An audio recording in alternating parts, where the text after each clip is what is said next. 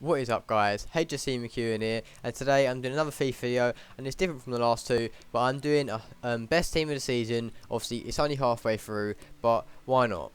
So basically what this team is going to be is basically what I think the team of the season is so far. So it's going to be 4-4-2 like they normally do in every team of the season, but obviously just who's been the best so far. Obviously if you think there should be any changes you can put in the comments, but obviously these are what I think, and I'll explain my reasoning for all my decisions as well.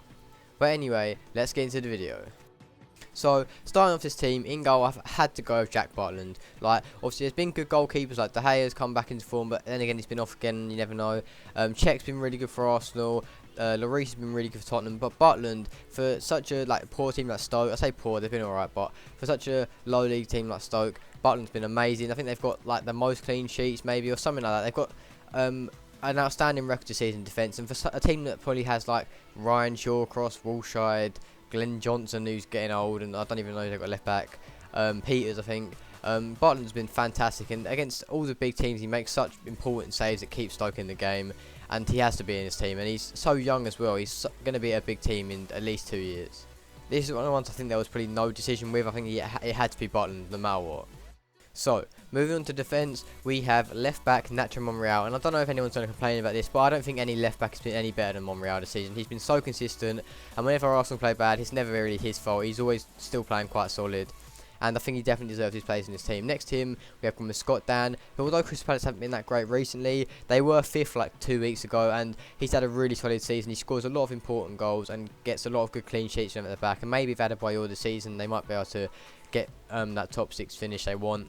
Next to him has got to be Alderweireld. I don't really like, obviously, Tottenham at all, but he's been really good, and he's made their defence so much more better this season. I don't know if that made any sense, but yeah, he's been really good. And him and Vertonghen, although Vertonghen is injured now, so we'll see how good Alderweireld really is, but I think he'll do fine. And Tottenham have got the least goals conceded, I think, this season as well, so that's another reason why his signing has been really important to Spurs this season. And finally, in right back, one that could be controversial to some people, but I don't really think there's been any outstanding right backs this season, so I've gone with Bellerin, as I think he's been really good for Arsenal. He's only had about 2 off games, and I think his one of his off games was against Douglas Costa in the Champions League, and obviously that's not in the Prem, so you don't include that. So I think he definitely deserves to be in there over anyone else who's got like who else in right back really this season who has actually played better than him. Like you can't name anyone. Moving on to the midfield, on the right side, we have Mahrez, who, and no one can argue with this one. Like, no matter who you like, who you don't like, Mahrez cannot be argued to be out of the team season so far. Obviously, he hasn't been the best lately, although he got some sick assists the other day, so I can't really say that, can I? But if he drops off a bit, then he might not get there, but I don't think anyone's going to surpass what he's done this year already. And I think he's nearly already beaten Hazard's total from last season, so that's ridiculous. And obviously everyone was raving about Hazard being worth 100 million last year, so why isn't Mahrez worth that much as well?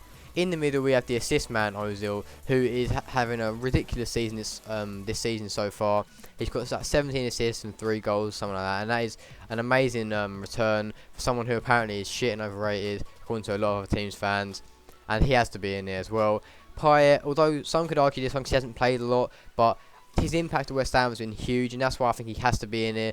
And the way he makes football look so easy, like against the best teams, the big players, he'll just walk through them like they're not even there. And in a way, even for another team support, it's so fun to watch him play.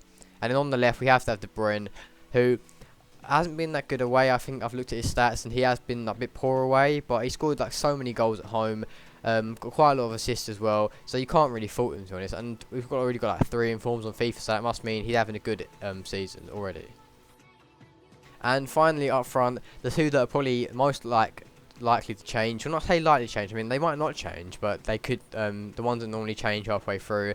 We have Vardy up front on the right, who had an amazing start to the season. Like, it was ridiculous. No one knew what was happening. Everyone was so confused. 11 goals in 11 games. What a guy that and what a run that was. But he's dropped off a little bit recently, so I don't know if he'll stay in this team for the end of the season. But the guy next to him, Lukaku, however, I think will definitely stay in, as he looks like he's way too good for Everton. Like, I'm not being funny. If he doesn't leave summer, I'll be so surprised. I don't know what team he will go to. He can go to any team he wants, really, because he's basically like another Drogba. I know it might be racist a bit, but he plays similarly to him, and he's way too good for Everton, so he has to leave that place. And him like Vardy has scored 15 goals this year, and it's an unbelievable tally, and hopefully they'll both go past the 20 goal mark. Obviously, people like Harry Kane and Giroud are sort of coming close to their goal tallies, but I don't know, even Igalo as well. Like, if them players can keep their form up and these players drop off, then obviously they'll be in there instead. But yeah, obviously, if any of you watching this video disagree with these players I've put in, that is obviously fair enough, because everyone's going to have different opinions, and that's why people argue a lot when the actual team of the seasons do come out. But I think so far this is sort of fair. The only ones I can maybe say should swap, and obviously this will piss a lot more people off, is maybe Scott Dan out for Koscielny, because Koscielny's had a really good season as well. I can't really think of any other midfielders, but maybe Arnautovic, maybe on the left.